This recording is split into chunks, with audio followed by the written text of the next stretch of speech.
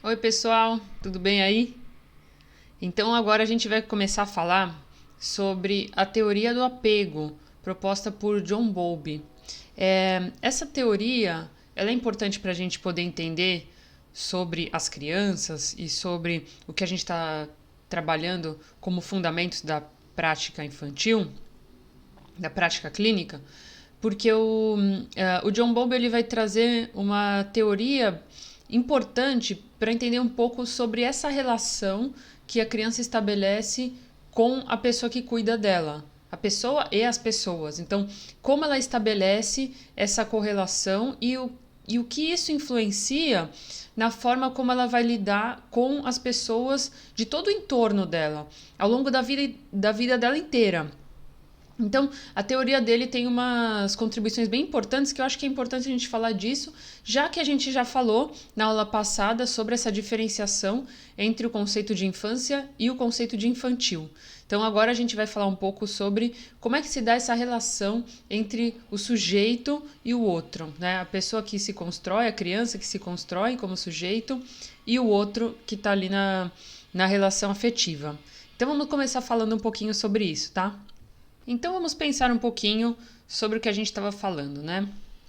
Sobre os conceitos básicos que a gente pode trazer sobre essa informação, a gente tem a teoria do John Bowlby.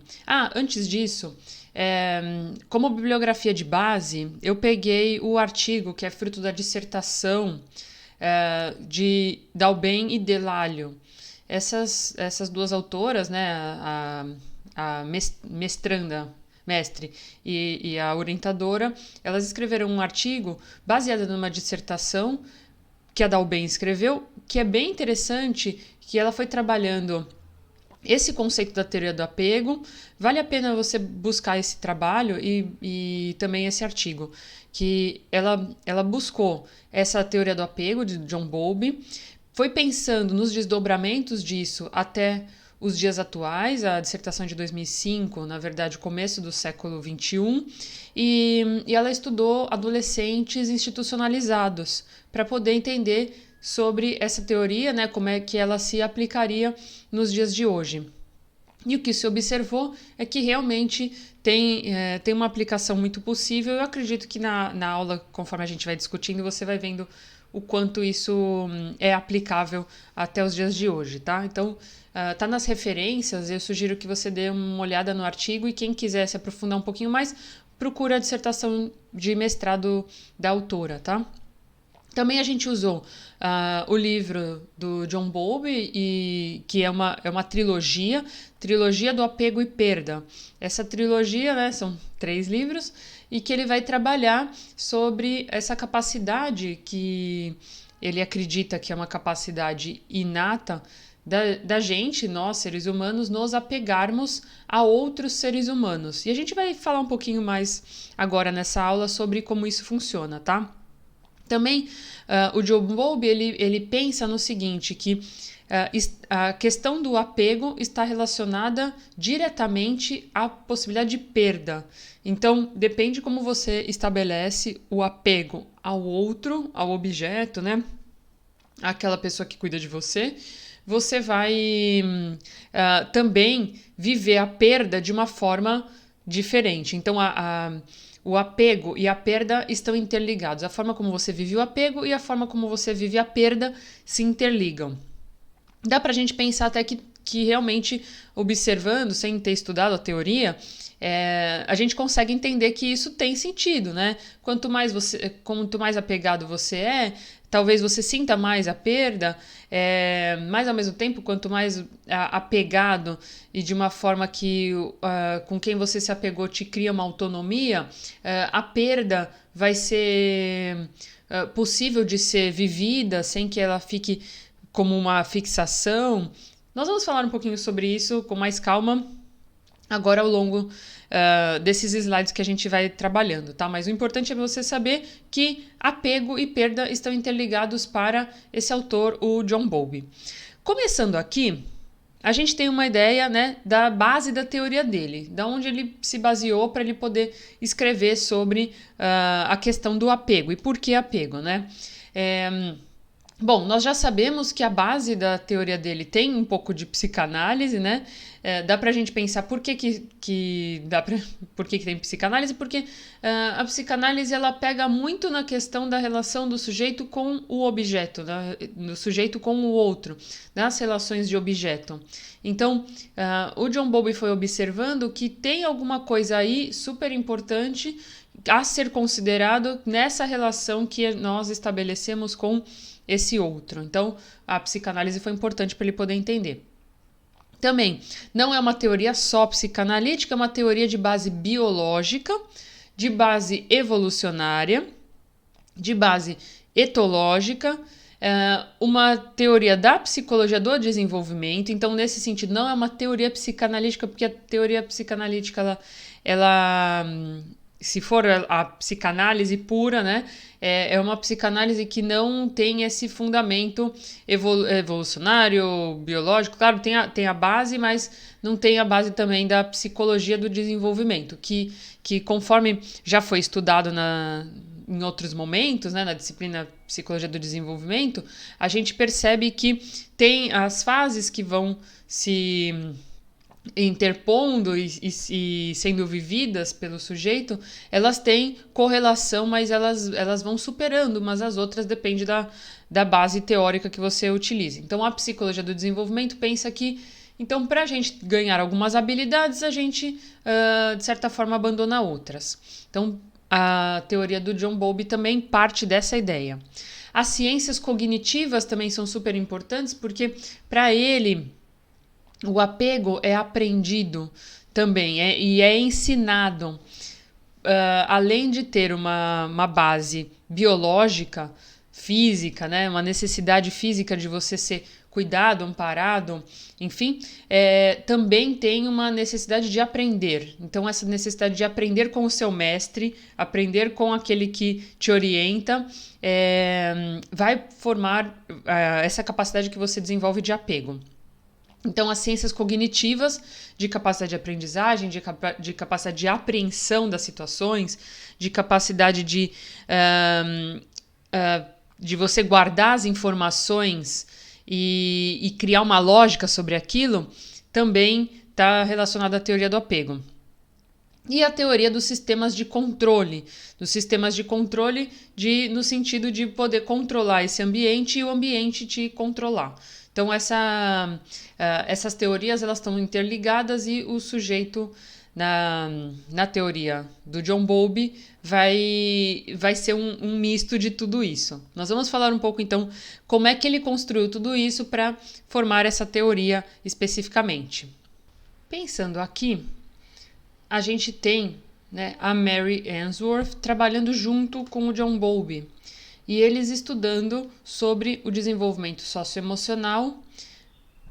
Principalmente, né, o que vai interessar é como isso se estabelece. Então, durante os primeiros anos de vida. Então, a gente já andou falando um pouco, né, sobre isso, de que a criança vai precisar estabelecer durante os primeiros anos de vida uma ideia de como é o mundo. E o apego se estabelece aí. Então, a Mary, junto com o Bowlby, trabalharam, né, como é que se dá o desenvolvimento socioemocional. Então, não esquece, socioemocional, social e emocional. Social, né, e emocional. Por que isso acontece? Porque nós somos seres que somos, de acordo com a psicodinâmica, nós somos seres que interagimos com o ambiente interage com a gente. Então, nós somos seres sociais, como a gente interage, como o ambiente interage com a gente e como a gente desenvolve as nossas emoções e trabalha com as nossas emoções de acordo com o que a gente percebe do ambiente. Então, eles perceberam, a Mary, né, e o John Bowlby, que durante os primeiros anos de vida vai se evidenciar esse modelo de apego e o sujeito vai desenvolver esse modelo, né, durante esses primeiros anos de vida, vai desenvolver um modelo específico de apego, que é a noção que ele tem sobre essa interação social e emocional. O que as pessoas provocam nele e o que ele provoca nas pessoas, tá? Então, isso é influenciado pela maneira como os cuidadores primários, que aí a gente sabe que são os pais ou os substitutos, as primeiras pessoas de apego da criança, tá? Como elas tratam essa criança além de estar ligados a fatores temperamentais e genéticos. Então, é aquilo que a gente estava falando. Vem do sujeito, então essa tendência à percepção, essa tendência a esse tipo de forma de entender o mundo, já vem com você geneticamente. E você vai receber isso do ambiente ou não, vai criar uma lógica sobre esse ambiente. Você vai aprender algumas coisas sobre esse ambiente. E esse ambiente pode te ajudar ou te atrapalhar também. Então, para você construir essas tendências que você já tem, para você desenvolver essa capacidade de noção de apego e noção de como lidar com as emoções. Então, não é o ambiente só que te ensina como lidar com as emoções. É a sua interação constante com o ambiente que faz isso. E é o que o Bowlby e a Mary descobriram também, tá? É uma teoria motivacional, a teoria do apego também. Então, baseada na percepção de que o ser humano ele se motiva, né? A motivação é o que te motiva à ação, o que te leva à ação. Então, pensando que o ser humano é um ser que ele é motivado à ação, ele é levado à ação por alguma razão. Então, alguma coisa ele viu de importante para que ele agisse desse jeito. E o que seria isso? Provavelmente essa interação com o outro. Quando ele percebeu que o outro está respondendo aquilo que ele está demandando. Então, conforme o outro vai respondendo, ele se motiva a. Né? E aí, conforme você vai se motivando, você vai agindo e moldando o seu pensamento. É também uma teoria relacional das interações sociopsicológica, desculpa. Então, eu ia falar sociopsicossociológica, é sociopsicológica. Então, é uma teoria dessas interações sociais e emocionais, socioemocional ou sociopsicológica, como você bem preferir. Espero que você tenha entendido pelo menos essa base para a gente vai retomando e a gente pode tirar as dúvidas depois, claro, para a gente compreender como isso se dá. Então, pensando no seguinte, nós somos seres sociais, nós somos seres que trazemos algumas características, e o apego para o John Bowlby não é só algo do emocional, é algo também aprendido, é algo também que está nessa interação que nós estabelecemos com o outro e por isso a importância dessa interação com o outro e por isso a importância da gente observar isso. E a gente já vai falar um pouco mais sobre como isso se deu. Então, continuando aqui, a gente tem que o Bowlby considerou o apego como um comportamento biologicamente programado. Aí que começamos a pensar, tá? Como o mecanismo de alimentação e da sexualidade. E é considerado também um sistema de controle homeostático. Já vimos sobre a homeostase, né? Que é esse controle para deixar a gente o mais harmonioso possível, o mais integrado possível, né? O mais equilibrado possível. Então, o equilíbrio homeostático é esse equilíbrio que faz com que a gente fique um pouco não tanto oscilante. Né? Depois dessa oscilação, a gente tende a buscar um equilíbrio do corpo e da mente. É por isso, por exemplo, por conta desse equilíbrio homeostático, que, por exemplo, quando você passa um estresse muito grande e que são liberadas, né, por exemplo, a adrenalina, a serotonina, né, você vai liberando e a tendência é que você fique, depois que passou pelo estresse, a tendência é que o seu corpo buscando a homeostase, ele dá um cansaço até. Você sinta um sono depois daquele estresse terrível, né? Aquela adrenalina terrível. Você tende a ficar mais cansado, descansar um pouco. É como se o corpo precisasse repousar de todo o estresse que ele passou. E aí, com o risco de lutar e fugir, ou você lutou, ou você fugiu também, ou os dois. Você teve que pensar muito, você teve que agir muito rapidamente. Então, depois o corpo buscando a homeostase, ele dá um sono, dá uma paralisada, porque ele vai fazer com que você tenda a tentar se equilibrar novamente. Muito estresse pode levar você a uma completa exaustão, que é o caso, muitas vezes, das doenças, né? o burnout, por exemplo. Então, isso vai facilitar, né, esse equilíbrio homeostático vai facilitar que você se motive a determinadas ações especificamente, sempre buscando esse equilíbrio. E também, né, funciona dentro de um contexto de outros sistemas. Então, o apego vai funcionar dentro de um contexto de outros sistemas de controle comportamentais. Então, voltando aqui, pensando, é um comportamento biologicamente programado, então nós já nascemos com uma tendência para o apego.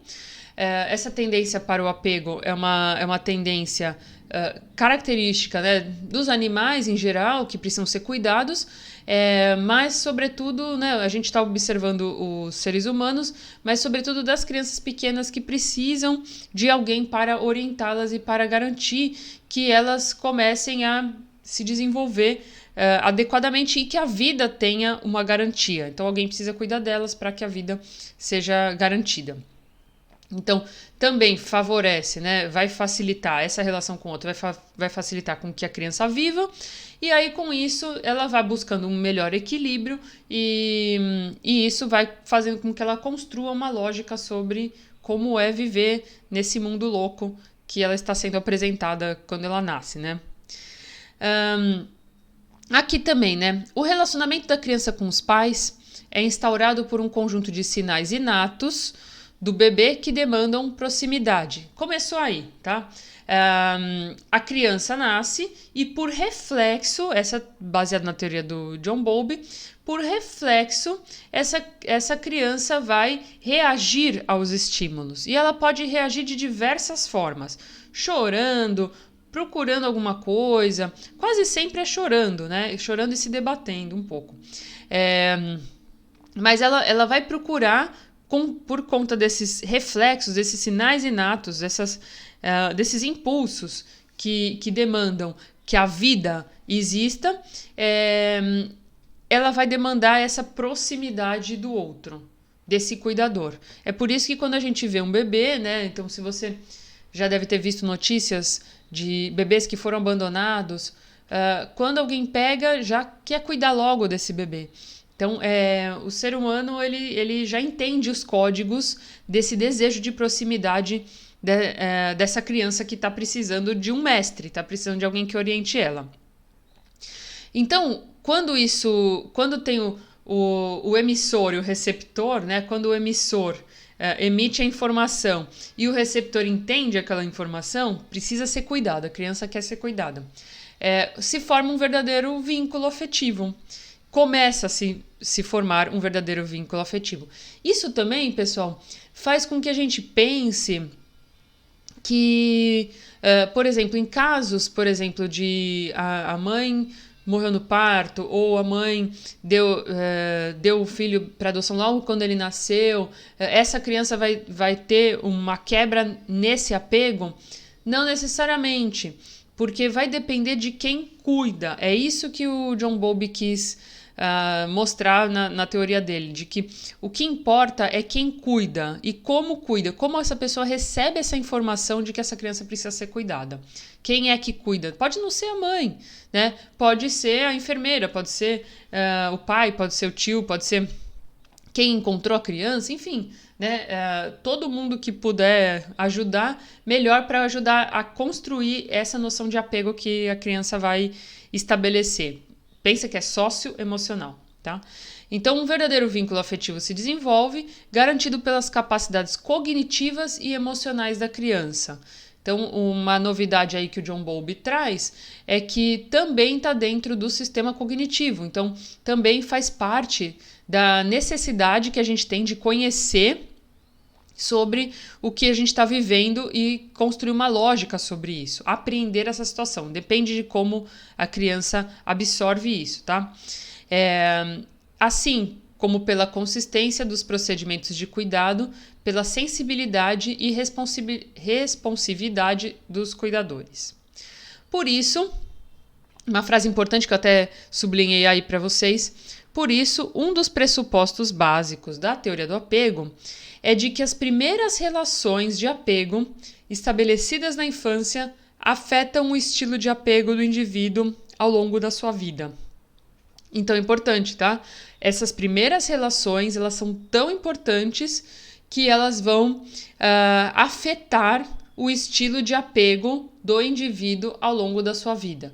Por quê? Porque não só emocionalmente ele vai ter satisfeito as suas necessidades ou não satisfeito, vai depender de como esse ambiente responde e como ele absorve essa informação, como também vai depender de como essa criança aprende a buscar essa afetividade e esse vínculo.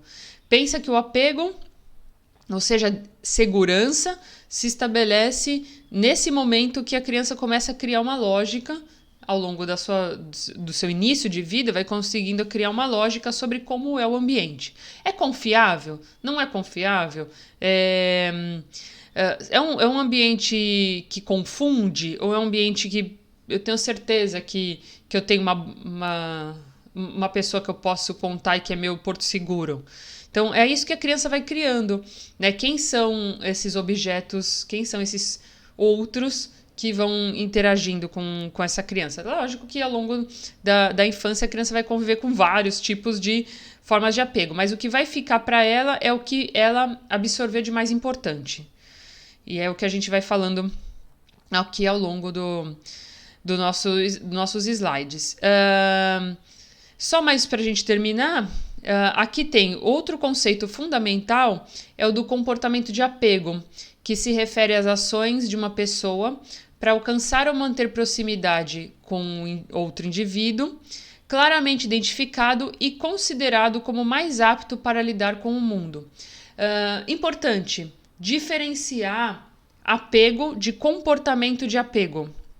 É o comportamento de apego que faz com que, se você quiser estudar sobre o apego, se você quiser fazer uma pesquisa científica, como a Dalben fez, né, que ela estudou com adolescentes institucionalizados, ela observou não só o apego, mas o tipo de apego, como ela observou também o comportamento de apego. Como esses sujeitos se motivam a agir com os outros. É aí que está a diferença entre uma forma de apego e outra. Né? Por que um adolescente reage assim a determinada situação e por que esse outro adolescente reage dessa outra forma a essa situação parecida? Então, depende do comportamento de apego, que, como eu estava falando, se refere às ações de uma pessoa para alcançar ou manter a proximidade com o outro indivíduo e que vai, né, se identificar e é considerado como mais apto para lidar com o mundo. Esse sujeito em quem ela vai buscar a proximidade.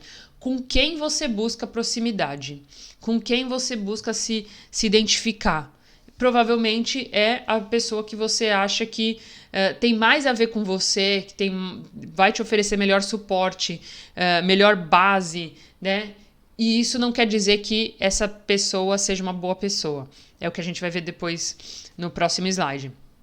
A função principal atribuída a esse comportamento é biológica, também sublinhei aqui, né?